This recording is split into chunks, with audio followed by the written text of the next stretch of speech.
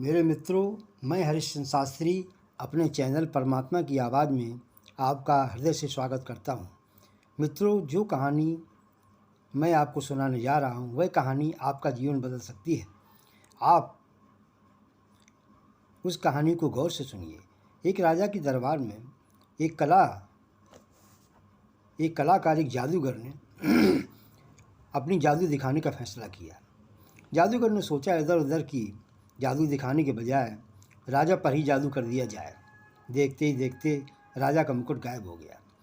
राजा को अपनी बड़ी बेइज्जती का एहसास हुआ। राजा ने जादूगर को कैद कर लिया और मौत की सज़ा सुना दी। राजा ने कहा, 7 दिन के बाद तुम्हें फांसी हो जाएगी। जब यह खबर जादूगर की पत्नी के पास पहुंची तो वह रोती हुई राजा के पास गई, मगर राजा ने जादूगर को आज़ाद नहीं किया।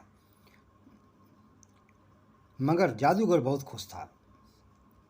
उसके चेहरे पर जरा भी शिकन नहीं थी।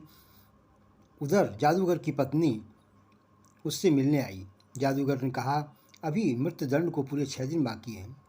इन 6 दिनों में बहुत कुछ हो सकता है। व्यर्थ में आज उसके लिए सोचने से क्या फ़ायदा। पत्नी के समझ में कुछ नहीं आया। उसने सोचा, मौत को सामने देखकर उसका पति पगला गया है। मेरे बच्चों, उसकी पत्नी वापस आ गई। अगले 5 दिन तक यही सिलसिला चलता रहा। उधर मृत्युदंड वाले दिन राजा जादूगर से मिलने आया। जादूगर को एक चाल सूझी। उसने रोना चालू कर दिया। राजा ने कहा, उस दिन तो हंस रहे थे, आज सारी हेकड़ी निकल गई। जादूगर ने कहा, मैं मौत से नहीं डरता, बल्कि उसके समय को लेकर दुखी हूँ। दरअसल पिछले 2 वर्षों से मैं अपने घोड़ों को उड़ना सिखा रहा था। अब ज़्यादा से ज़्यादा 1 वर्ष में उड़ना सीख जाता, लेकिन अब मेरे पास 1 वर्ष का समय नहीं है। राजा के मन में लालच आ गया। उसने कहा, मैं तुम्हें 1 वर्ष का समय दे दूं तो तुम मुझे घोड़ा दे दोगे? जादूगर ने कहा, ठीक है, मैं आपको घोड़ा दे दूंगा। मेरे बच्चों, राजा ने जादूगर को आज़ाद कर दिया। जादूगर अपने घर पहुंचा तो वहाँ घर में मातम छाया हुआ था। आसपास के लोग इकट्ठे हो गए थे। हर कोई मान रहा था कि जादूगर को फांसी हो गई होगी।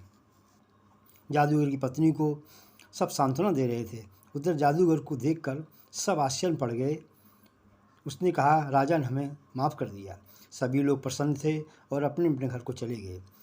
उधर एकांत में जादूगर की पत्नी ने पूछा तो जादूगर ने पूरी बात विस्तार से बता दी। उसकी पत्नी फिर रोने लगी। उसकी पत्नी जानती थी कुछ दिन बाद फिर उसे फांसी हो जाएगी। मेरे बच्चों, जादूगर ने सिर पर हाथ फेरते हुए कहा, अभी तो पूरा वर्ष पड़ा हुआ है। उस दरमियान हजारों नई नई घटनाएं हो सकती हैं। कम से कम 1 वर्ष तो हम पूरी मस्ती से गुजारें, हम खुशी के साथ गुजारें। और ऐसा ही हुआ।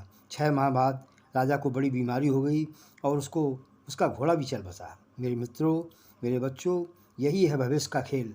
कल ना जाने क्या होगा, और जो गुजर गया, इन सब चिंताओं को पूरी दुनिया तबाह हो रही है। मेरे मित्रों, जो समय मेरे पास है उसी मस्ती से गुजारें। जादूगर की तरह मस्त रहें, क्योंकि भविष्य परमात्मा के हाथ है। इसलिए मस्त रहो और चिंताओं से दूर रहो। कल क्या होगा उसकी चिंता करके अपने आप को दुख मत पहुंचाओ। मेरे मित्रों, यदि आपको मेरा वीडियो पसंद आया हो तो इसे लाइक करें तथा मेरे चैनल को सब्सक्राइब करें, ताकि आगे आने वाली कहानी भी आप सुन सकें। जय